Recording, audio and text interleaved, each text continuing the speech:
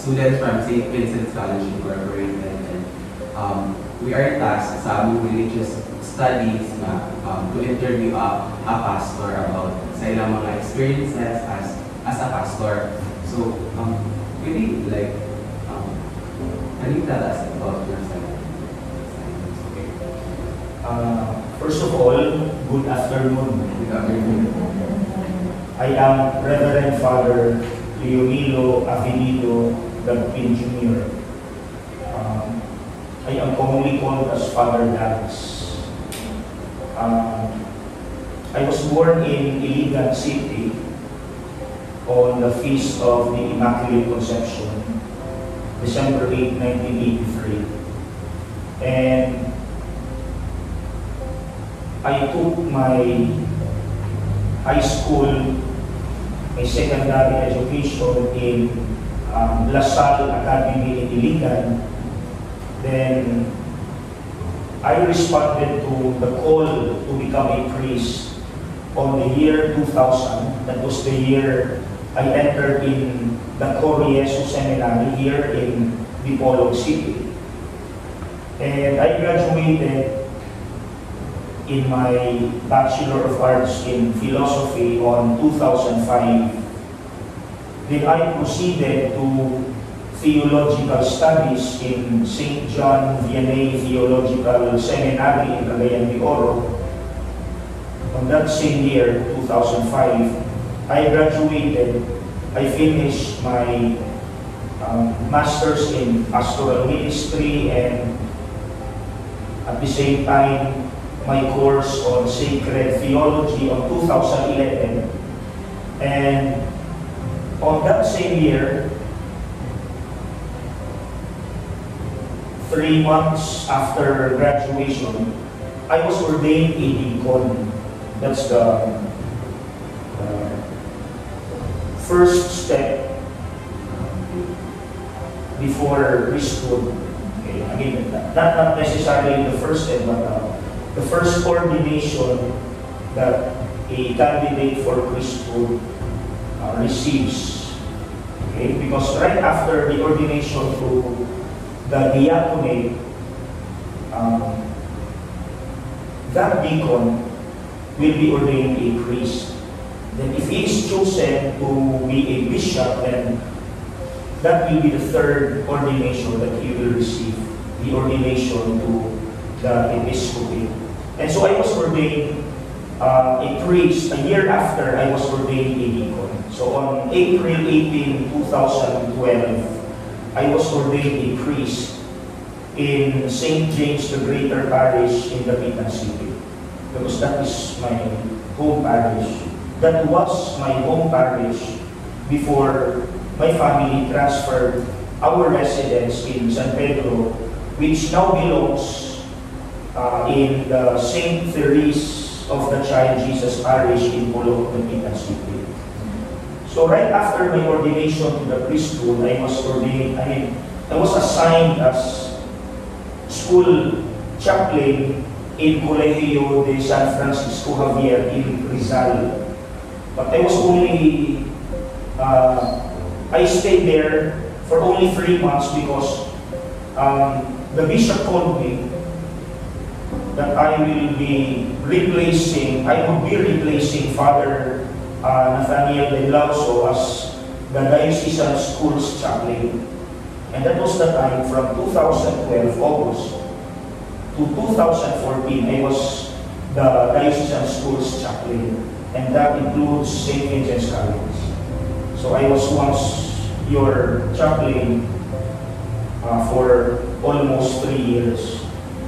Now, during the general reshuffling of the priests in the diocese, I was assigned as formator in Corieso Seminary, and I stayed there for 8 years. So, 8 years.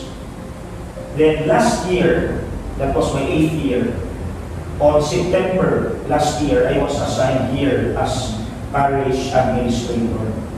So I am very new to this assignment, and this is my first ever parish assignment in my 10 years as a priest. I think that would be all. How was the feeling na anong bago ka sa mga ito yung feeling na anong mag-parish administrator? Okay. Mixed emotions. Like the general feeling is happiness for being assigned in a parish, because we are actually geared, we are actually formed to be assigned in parishes. So for 10 years, I was not assigned in a parish because I was assigned in the seminary and in the schools. And now, for the very first time, I am very happy. My happiness is overflowing for being assigned finally in a parish. But at the same time, I am a bit anxious because I do not know yet the skills of being a parish priest or administrator. Since I was never assigned, for my 10 years as a priest, I was never assigned in a parish. This is my first time, so I am a little bit grappling on how to become an administrator, especially that I will be deciding on important issues in the parish, different issues in the parish. There are a lot of issues and problems, especially in dealing with different behaviors among the parishioners. That's another difficulty or challenge in my mind. Handling, or in short, two of my challenges are making decisions, because in my 10 years, I was just a subordinate to someone above me, like heads, like the school president. I was only a chaplain. In the seminary, I was only a prefect of discipline. So I also put my allegiance to the seminary rector. So for 10 years, I was just a subordinate. I did not make decisions. But since I am now a parish administrator, one of my biggest challenges is on administering, making decisions. And secondly, in dealing with the different attitudes of the parishioners, it is also very challenging. How to be a father to this, to both the good and the not so good parishioners.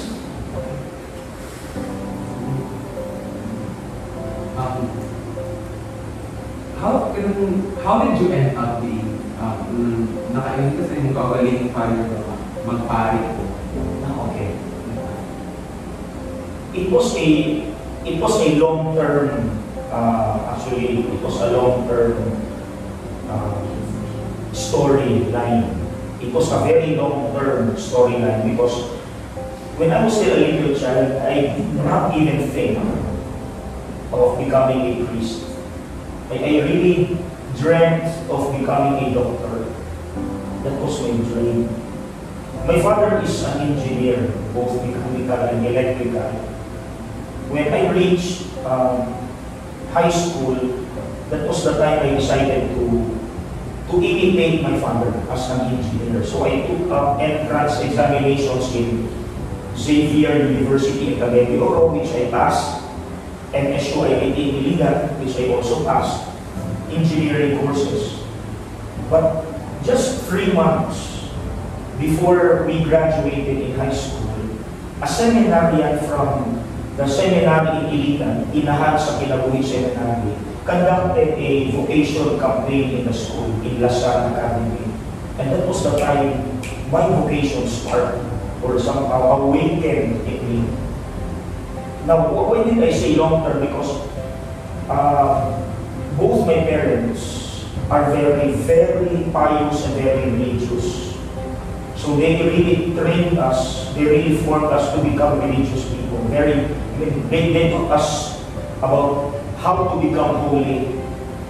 So my parents are pious churchgoers, and they joined the Couples for Christ when I was still in elementary, and I also studied in a Catholic high school in LaSalle Academy, run by LaSalle Brothers. And balita, I was still a little child, kindergarten, I already knew how to recite the rosary. Because in our community in Iligan, every night, we pray the rosary with the whole community. And the children were asked to lead the rosary. So as early as kindergarten, I already recited the rosary every night. So that's already part of my vocation. That is the reason why I told you it was a long-term storyline. It was not quick. That the formation already started when we were little kids. Until it was finally affirmed, confirmed, when that seminary conducted a vocation campaign. So I took the exam, I passed the exam, both in Iligan and here in Coreso, in Bicolo. So I decided to study here, not in Iligan. Wala po yung anong request, kapan ka ng umiyan kung nakapag yung course ng Kokan? Wala, grabe. I was already fixed when I passed the exam, the entrance examination in the seminary. I was already very fixed. I did not have any regret. I didn't have any regret about the courses I let go, the engineering courses I let go, because as what I told you earlier, the vocation to the priesthood really gave a very big spark in my heart that I did not hesitate to let go all those things that I need to let go during that time. That I needed to let go during that time. It was already fixed. Although I was a bit worried because I was not an altar server when I was in elementary and high school. I did not have any parish participation in high school and elementary. I was just a regular churchgoer with my parents in Iligan. So that was my worry, how to serve in the Mass, because I was just an ordinary, makita lang ko sa simbahan every Sunday with my parents in our parish. I did not have any parish activity like school or Catholic youth ministry, whatever, Singles for Christ, Youth for Christ, or Sacristan, wala yun. Just a regular church goer. But it did not hinder my desire to become a priest. Kung sa'yo nag-atag yung mag-gusto buds, or what gave you strength to remain in the ministry? That's a very powerful question. Because I'm already approaching my 11th year this year as a priest. What sustained me is none other than prayer. I have to be assured, like the gospel yesterday, that the Father reminded Jesus, God the Father reminded the Son, that you are my beloved Son, pinangga na anak. Because the Father in heaven was aware that Jesus was struggling in the ministry. He taught religiously, he taught with all his heart, but the people rejected him, which ended up in the cross. He was crucified, he was persecuted. Many people did not believe in him. So the Father was aware of that struggle in Jesus, that he was rejected by the people. And so, yesterday's gospel was a reminder for Jesus na you are my beloved Son.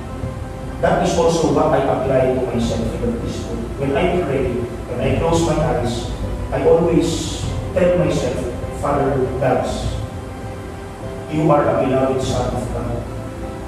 I know you are tired, you are bruised, you are struggling in dealing with the people in the parish and in making decisions. But rest assured, do not forget, Father Dax, that you are a beloved Son of God. The Lord is with you, you are not alone. That is what I always tell to myself. Prayer is what keeps me in the priesthood. Because in the first place, I am unfaithful. Like you, I am also a very sinful person. I sin again and again. I am very stubborn sinner. And God knows that. He knows all my sins. Even maybe worse, more terrible than your sins. But what keeps me holding on to this vocation is that reminding myself, that reminder that the Lord is always faithful. He does not give up on me. He always gives me second chances. And so that's why I'm here. Still alive and kicking and still fiery in my vocation to the priesthood. What are the difficulties and challenges as a leader for us as a pastor? Okay, I already mentioned two a while ago, pero in general, I will answer that in a general sense. My greatest struggle is how to meet my words and my actions. Because people always comment on a pastors or a priests contradictory in words and actions. Like for example, ako, modesty aside, modesty aside, because I attribute this talent to the Lord. This is not mine. People know me as an eloquent speaker, a charismatic speaker, a holiness. My concern is, my greatest difficulty is, people know me as a good speaker, but does my being a good speaker match sa ako ang actions? What people see in me, the attitude that people see in me, that is the greatest difficulty. How to match my eloquence in preaching and the way I live.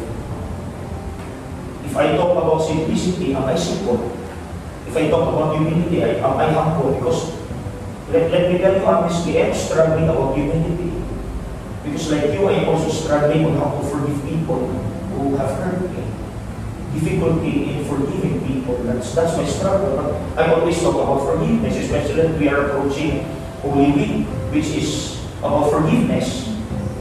How can it match my life na people know me? Some people, especially my enemies, the enemies, those who have hurt me, they know me as a person with false pride, with arrogance. So, wala na nang match. Ang ako preaching on humility and forgiveness and my action as a person.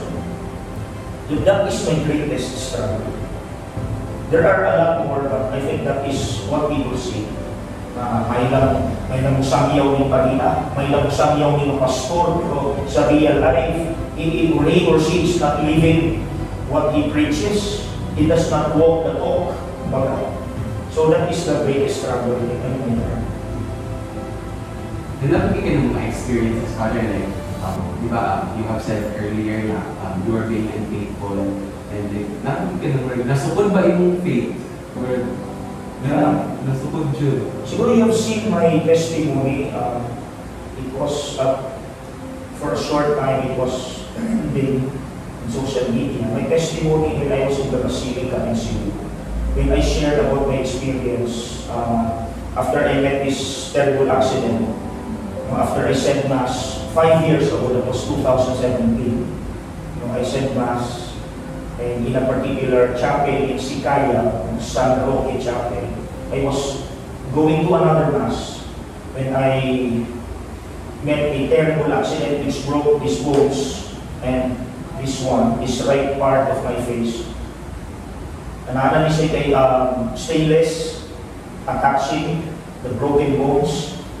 Naabot siya stainless, and this right part is already titanium. It was a very terrible accident because I did not know that the road was uneven. The right side was, there was an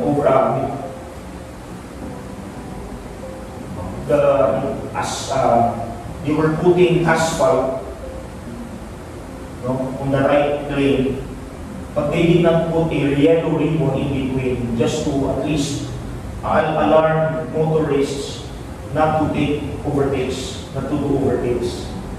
But I did an overtake, and that was the time I lost my balance and I had that accident.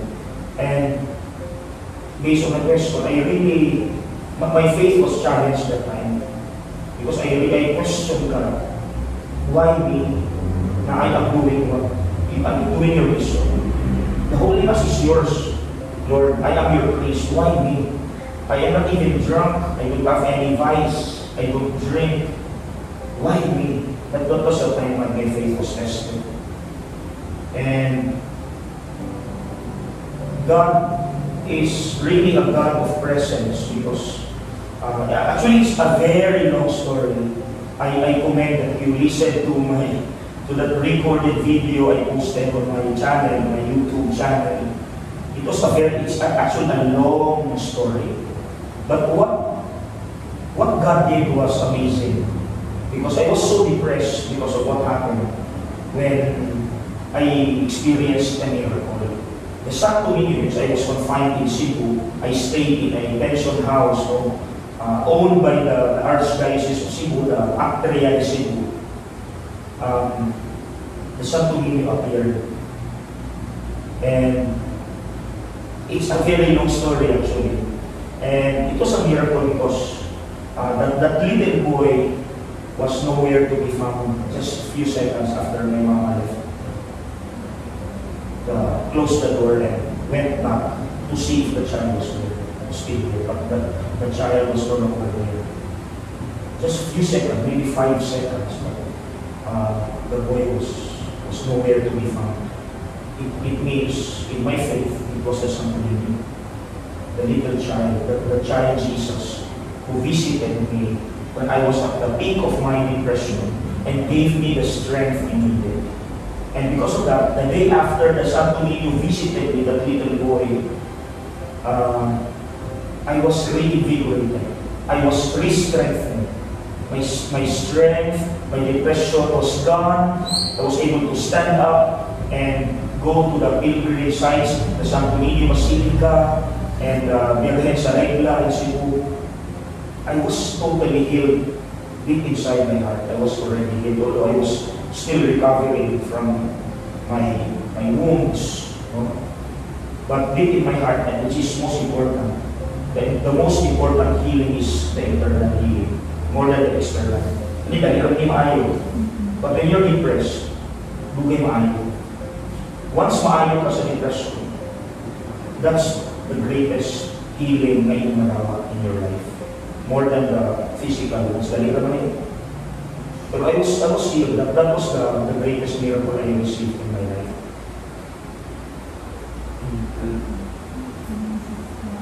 As a parish administrator, what are your long-term vision or plans sa church? Okay. Ako, I am not focused and I will not focus on the church as a building. Yeah, I think The building. Although we have projects, but the previous administrator, the previous parish priest was the one who initiated his projects. But in my time, I won't focus on external projects. I want to focus, and I will focus on the people, dealing with their behaviors, dealing with how to strengthen the ministries of the lectors, the kaabags, the sacristans, the youth ministry, all ministries, devotions. That is my long-term plan. I want to strengthen them because that's what's important. More than the external, the physical church. The church with a capital C. And that means the people of God. The small letter C is the building. But the capital C, church, is the people. That's my focus. To strengthen. That is why I have conducted a lot of different programs. Every Sunday we have Bible study. That's to let the people learn about the Bible and the teachings.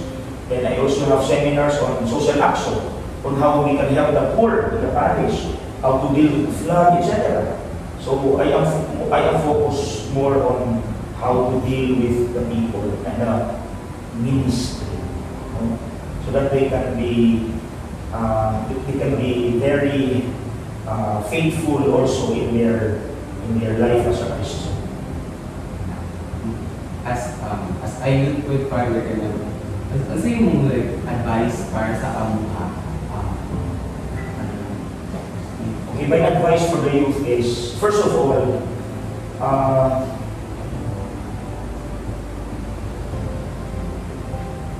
you are living now in a very comfortable world. What I mean comfortable is that everything is easy. Everything is instant.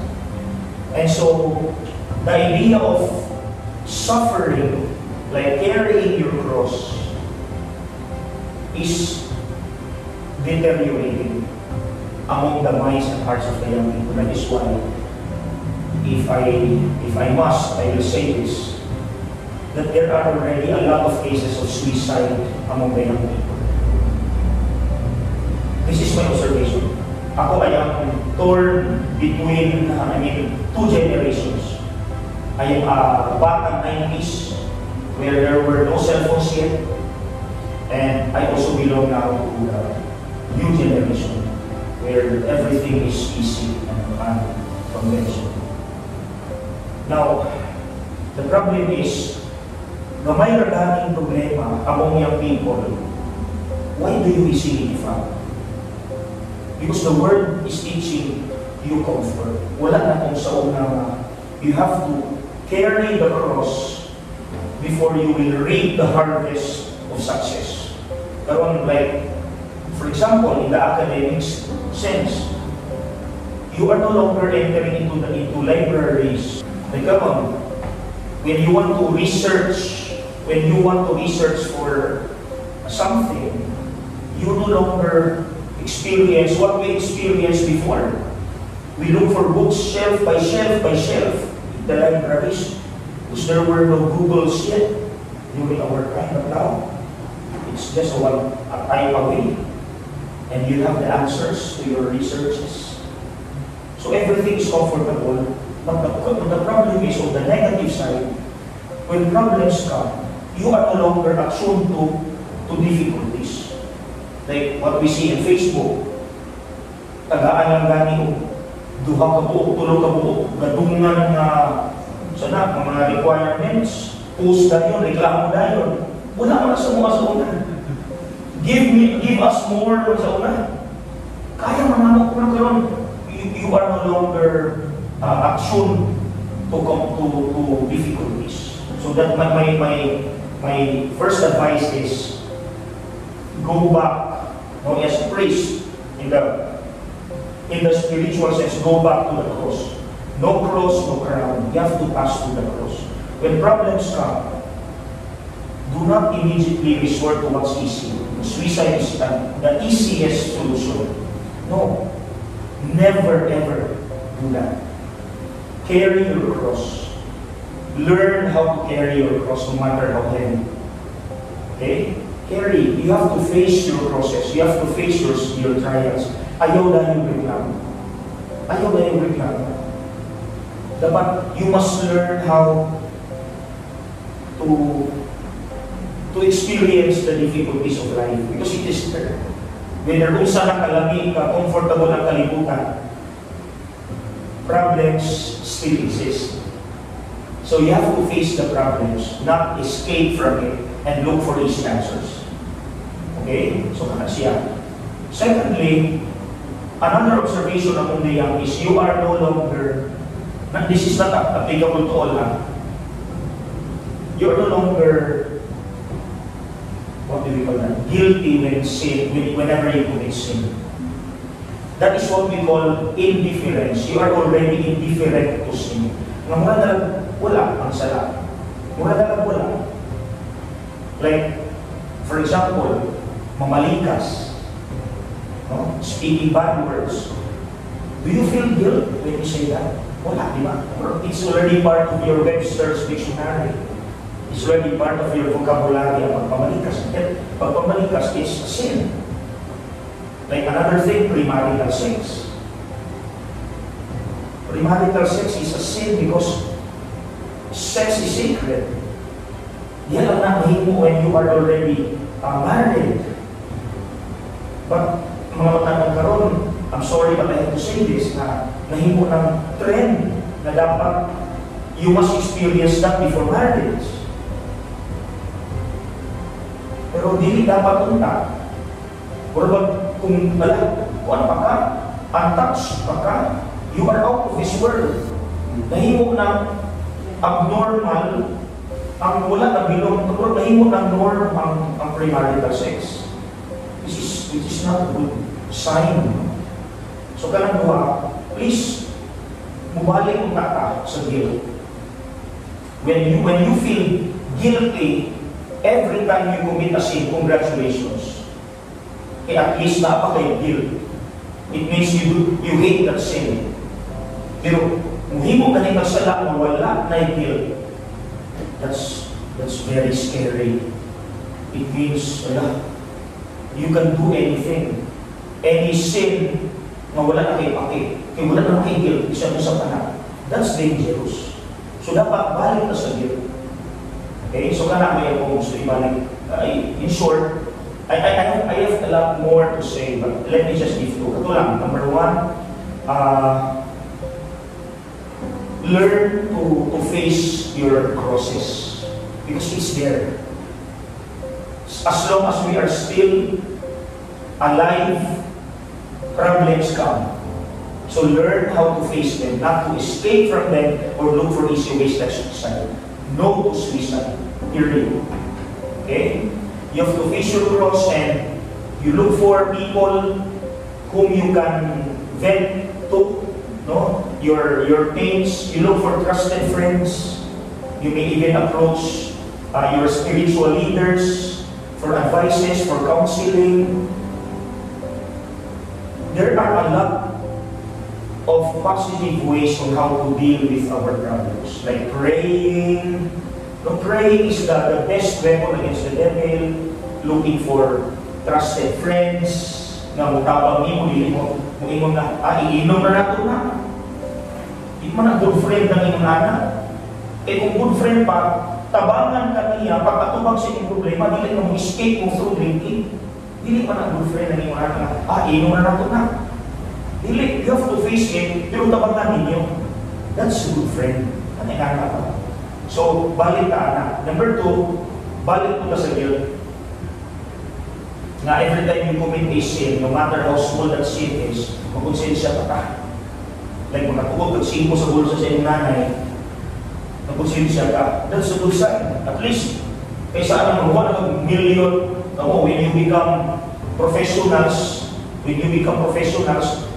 mas na mo na yung murakot, wala na ninyo, wala na may pake, o happy na kayo, then that's not a good sign. That's bad, no? So dapat, sa ginagmay ng mga little mistakes, naapamoy guilt, that's congratulations to you. It means you hate that sin. Okay? Nakuha ka, nataramdaman ka, it means di ka ganatan sa lang. So kana lang, I have a lot more